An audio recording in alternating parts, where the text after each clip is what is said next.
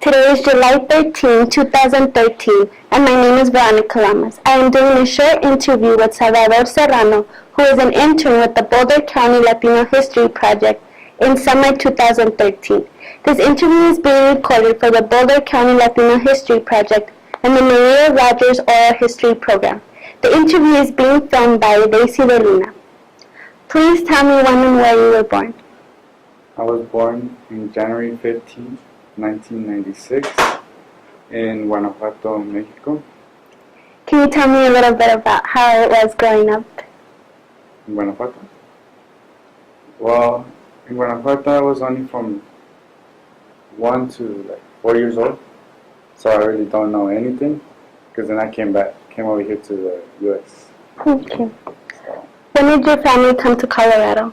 the first time, or my family, or the Whoever. The first people who ever came to Colorado. Oh, my grandma came.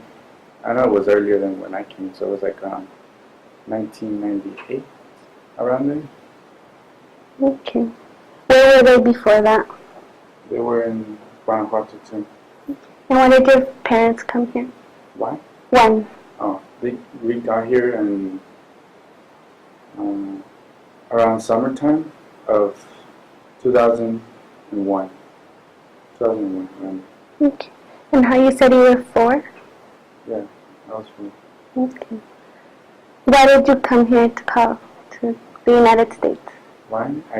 Well, my parents told me we came here because we were gonna, for a better chance for us, a better life, I guess, better education, more opportunities. Okay.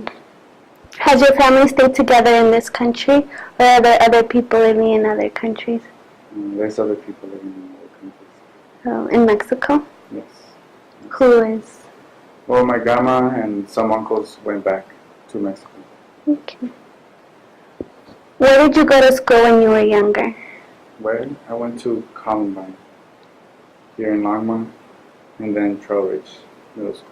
Can you tell me about Columbine? Columbine?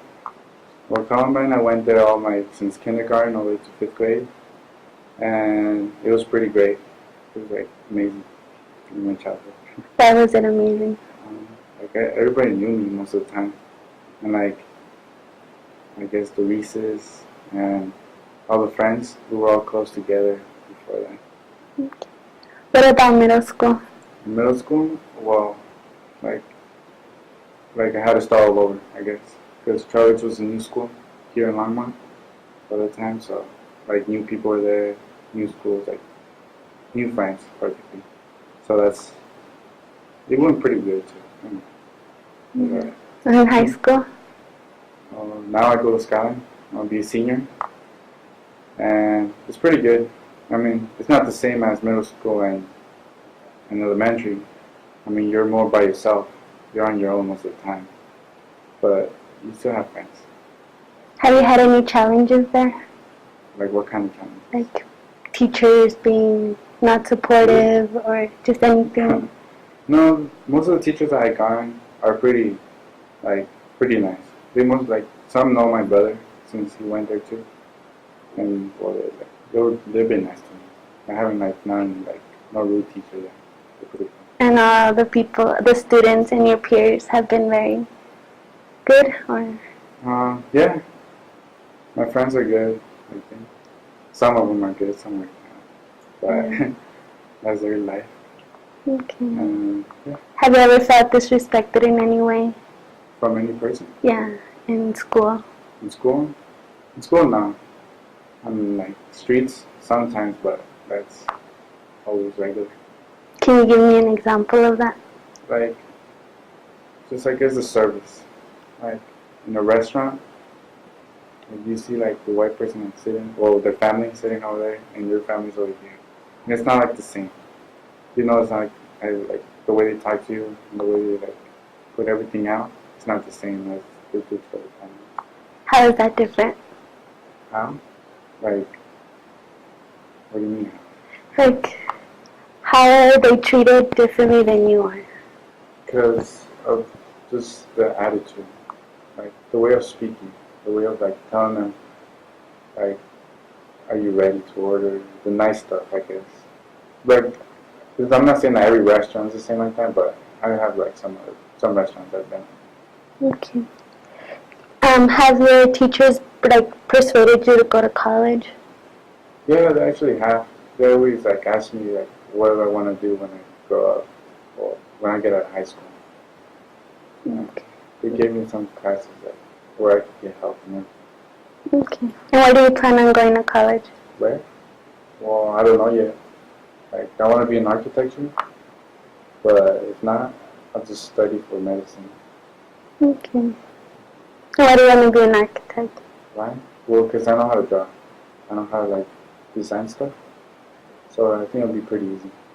Okay. Okay. Can you tell me about your experiences of being a Latino in Boulder County? Experiences? Well, they're pretty good. I don't lie. I have some difficulties, but most of the time they're pretty like easy to fix. I never like really faced a big challenge that will like throw me off the line and like will make me like feel down. Really, I've seen like effects on my brother and my parents, but like to me, I don't feel affected as much. Probably because I've been here for so long, and like I haven't really like gone to that point where I have to like, oh, well I'm done. I don't have no choices anymore. But like it's been good. Do you have any brothers and sisters who are in college? My brother was in college, but he like dropped out of college because he had to go to the hospital because of some like he had like water in his lung, so they had to like take it out. So he lost like part of college there. So he just like got out of college with all the payments. Did your parents go to college? No, he didn't. Okay. So you'd be the first one to finish? If Or your brother? yeah. Well, or my brother. I mean, my brother still wants to go back, so I think he'll probably be the first one finishing. Okay. Can you tell me more about your parents? My parents? What do they do? Since they got here, or like Both. both? Well, when we first got here, we went to we stayed at my grandma's house. Well, not my grandma's, but the apartment where she lived, because we didn't have nowhere to go. But they went and they always like woke up pretty early, like around 5, 4, to go to the campus to like work. And they were working there for a couple of years, I don't know. And it was like every time, like I'd just see them leave and coming back late, like around 5 in the afternoon. So like for school, I really don't remember who used to take me to school first. But once like they got out of that job and they got a better job, I think like my dad started working in like the tortilleria, and my mom didn't work no more. But we had like our own place already.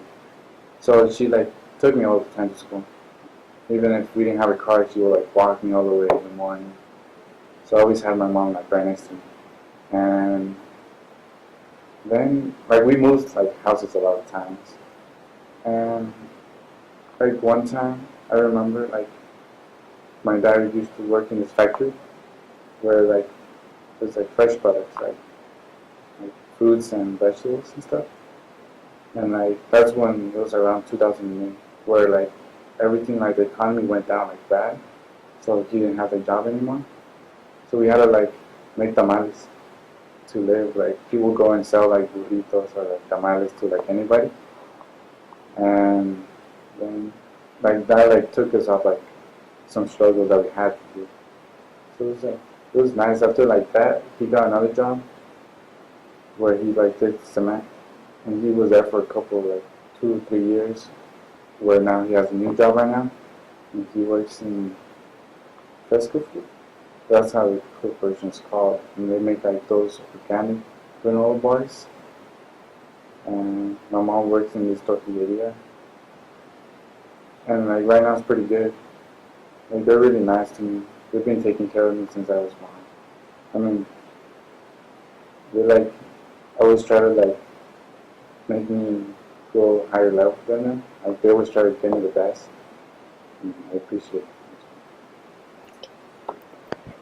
As you look in the future, what would you like to be doing 10 years from now? Probably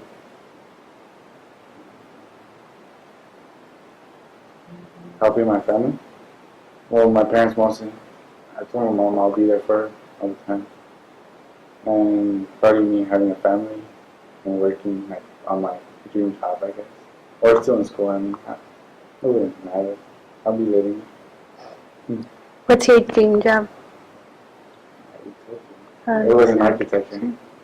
That's my dream job. Like, ever since I was small. You know how most Mexican kids want to be like a famous soccer player? I don't know, it's the first thing. I was always wanted to be in architecture for some reason. Okay. Do you think that being Latino is going to affect you from achieving your goals? Well, how things are going now, I don't think so.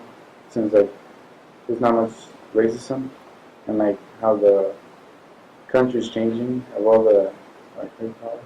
The laws and stuff. I think it'll be pretty easy, but like there's gonna be like some struggles. Like I'm not gonna say like it's gonna be like all like piece of cake, but it's gonna be pretty good. Is there anything in like society you would want to change? Society? Things that you don't think, that you don't agree with, that you would like things to change? Separation, you could say. Like more unity, like in all races, not just white and Mexicans, but in like blacks, Asians, all together. Because like most of the time you see groups of like white people with Asians or blacks, and like rarely any Mexicans. Or you see Mexicans and blacks and Asians, and like, I mean, it'll be cool like seeing everybody like together in one place. Okay. So, is there anything else you would like to talk about? No, maybe that's our question. So, is there any advice you would want anyone who's listening to this interview to know? Any advice you would want to give them? To not give up. To always fight for like what you want. Like they have a voice to speak up, and like there will always be somebody that helps. Okay. Well, thank you, Salvador. Thanks.